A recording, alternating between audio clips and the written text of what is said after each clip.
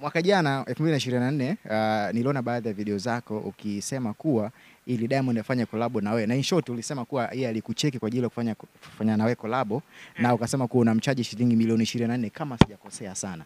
Milioni 24 ilikuwa ya Kenya, lakini pia kwa nini umchaji milioni 24 Diamond? Kwa sababu mtu anaweza akasema kuwa Diamond ni mkubwa kuliko Steve.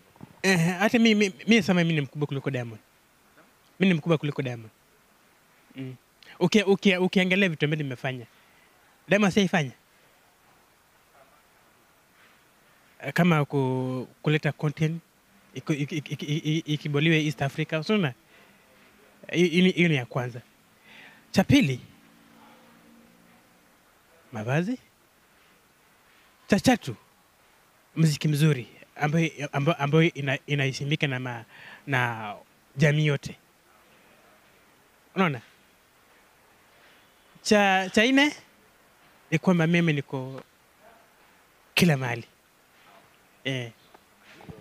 Diamond bado hajafikia level zako au mko kwenye level moja, right? Hajafikia, bado unajua Diamond bado ni mtoto. Yeye kwanza kuna 6 pack na mimi niko na 7 pack. Okay, yeye ana 6 packs, wewe uko na 7 pack. So unaona misuli. Mbona mimi naona moja ime nani? Unaona, kuhesabu hizi mishipa.